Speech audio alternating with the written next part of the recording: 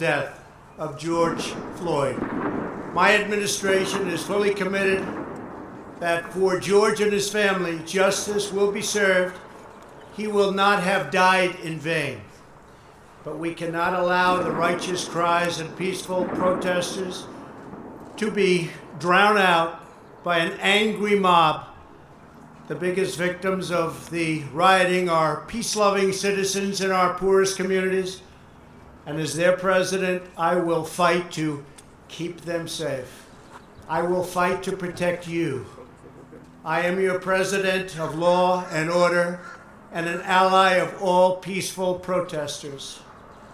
But in recent days, our nation has been gripped by professional anarchists, violent mobs, arsonists, looters, criminals, rioters, Antifa, and others. A number of state and local governments have failed to take necessary action to safeguard their residents.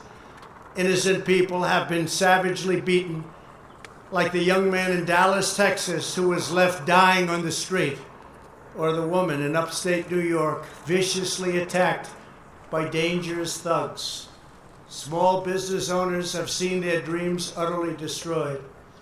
New York's finest have been hit in the face with bricks.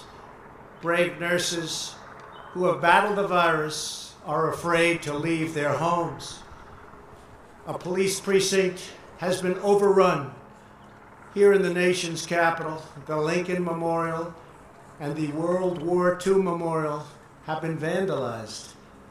One of our most historic churches was set ablaze.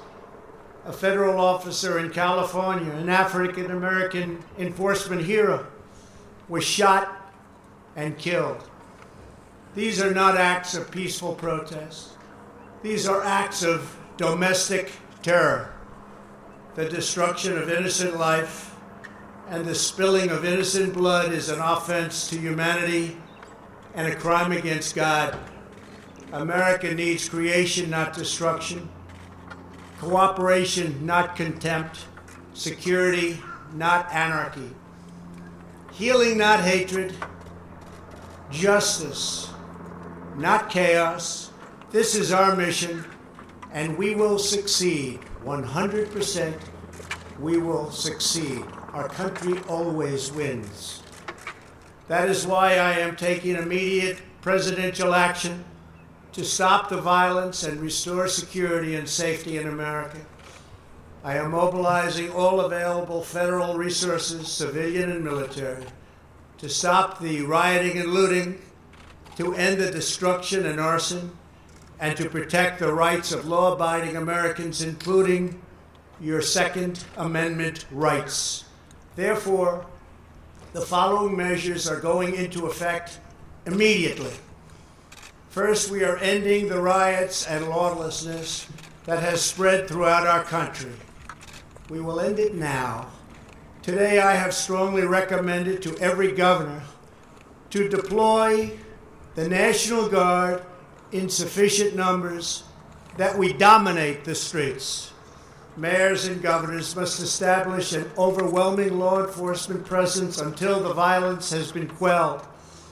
If a city or state refuses to take the actions that are necessary to defend the life and property of their residents, then I will deploy the United States military and quickly solve the problem for them. I am also taking swift and decisive action to protect our great capital, Washington, D.C. What happened in this city last night was a total disgrace. As we speak, I am dispatching thousands and thousands of heavily armed soldiers, military personnel, and law enforcement officers to stop the rioting, looting, vandalism, assaults, and the wanton destruction of property. We are putting everybody on warning. Our 7 o'clock curfew will be strictly enforced. Those who threaten innocent life and property will be arrested, detained, and prosecuted to the fullest extent of the law. I want the organizers of this terror to be on notice that you will face severe criminal penalties and lengthy sentences in jail. This includes Antifa and others who are leading instigators of this violence. One law and order, and that is what it is. One law. We have one beautiful law. And once that is restored and fully restored, we will help you, we will help your business, and we will help your family. America is founded upon the rule of law. It is the foundation of our prosperity, our freedom, and our very way of life. But where there is no law, there is no opportunity. Where there is no justice, there is no liberty. Where there is no safety, there is no future. We must never give in to anger or hatred. If malice or violence reigns, then none of us is free. I take these actions today with firm resolve and with a true and passionate love for our country. By far, our greatest days lie ahead. Thank you very much, and now I'm going to pay my respects to a very, very special place. Thank you very much.